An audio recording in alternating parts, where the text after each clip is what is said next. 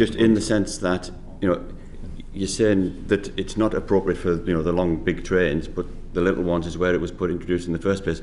Is there therefore not still a window for some use in certain environments? That's okay. I don't believe so. I think the real problem with the nature of modern society and the dangers to the travelling public and to the staff on the railway preclude anybody from working alone. Thank you, Jack. Thank you, Chair. And my questions are mainly to Mr. Whelan. And first, around an offer on paying conditions. Have you received an offer from RDG?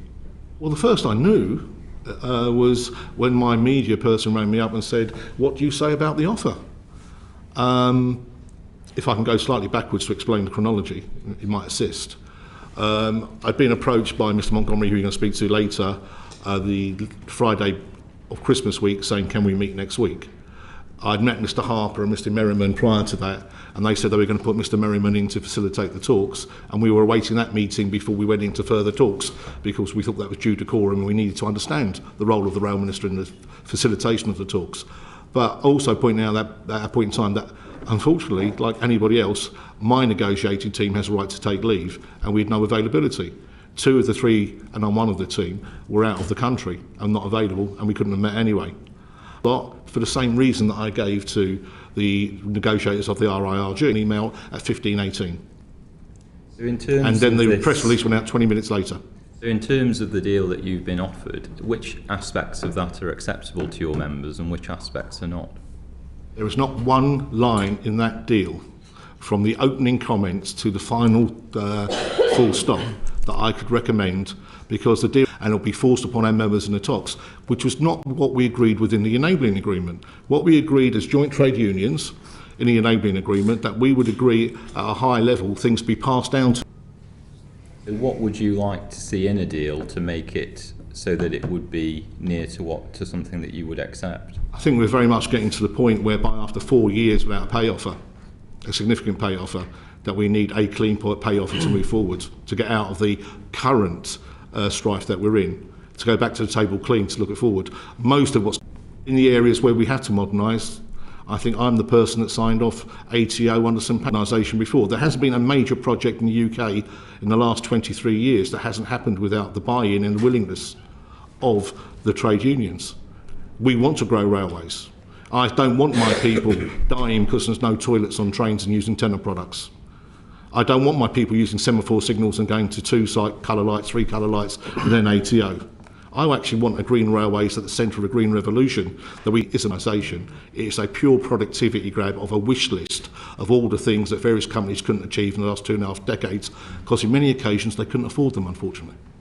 In terms of pay increases, given that the average driver salary is more or less double the average salary in my constituency, would you expect that it's right for my constituents to have to pay more to fund these increases to driver salaries? I find it rather intriguing, because we don't work for the DfT. We don't work for the Treasury, we don't work for the government. I've got 15 different disputes with 15 train operating companies who are declaring profits, and high cost of living will be determined by the people who vote on the deal. You're trying to negotiate when you don't even have a figure of how much you want to accept. I may have a figure in my head, but in negotiation... You're not share it with us today. I haven't shared it with the media, haven't shared it with anybody in the last 12 months or more. We're waiting to see what can be achieved in the negotiations we have, and actually what people are putting on the table. But what was thrown out to the press last week and sent to us by email wasn't even part of the discussions that we'd had. And where it had been part of discussions, many of them had been red lines. So again, echoing what Mr. Lynch said, people deliberately scuppered any chance of a deal by putting out things that had already been declined. Thank you, Chair. Chris. Thank you, Chairman. Good morning, gentlemen. I'd like to the Executive Committee. I am. Unfortunately, no, I've had no discussions with anybody. We have briefed people in the Shadow Cabinet on our position as a trade union, but there has been no direct discussion or policy in relation to this dispute coming from the staff. I've had 3 in a month. Well, the Minister, one of the Ministers for Transport, how many meetings have you had with the Department for Transport? In recent times, never met Mr. Shapps in person. dealt with him. I'm sorry, I'm trying to work it out for you. it's the Sorry, DFT. bear with me. Is it the I've disrespectful never type? met Mr. Shapps in person. Had one meet and greet with Anne-Marie Trevelyan, and unfortunately wasn't there very long. Met Mr. Harper for the first time once before Christmas, and I met the ministers. The question was, had I met the DFT? I have not met the DFT in any capacity. Okay. Could you just tell us why that was? We've done a deal on Merseyrail. I don't recollect the 90% offer. They have to do it, and then they tell us whether it's viable or not. I see. So that has been. The result comes in next week. That's which ones? Sorry, we represent all the train operators. I know, but I mean, they're separate companies. Yeah. So as far as I know, that's fine. Thank you very much. Frank, could I come to you next, please? Band 1 to 4, management band 1 to 4 of Network Rail, you collectively represent. Could you just tell us what the highest salary is within that band that you collectively bargain for on behalf of them? No, I would have to come back to you. May well be the case. I mean, there are people. So could you just repeat that? I couldn't hear. That may well be the case, but I would have to go and check it and come back to you. I mean, there are people in Network Rail that are paid more than that as well, out with bands 1 to 4. Confirmed that management band, didn't you? Yeah, we did. Yeah. Could you just tell us why that was?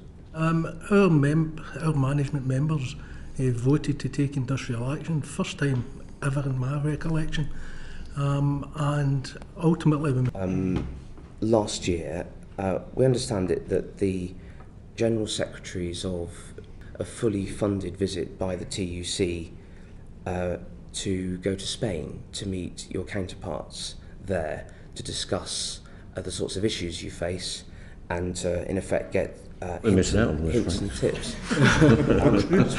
Would you just confirm for us whether... Thank you very much. Mick Lynch, could I come to you next, please, briefly? In December, Network Rail put an offer, I think, to you on behalf of your members of 9% over 2 years, with a minimum... 3 years. Didn't get anything last year. Okay, thank you.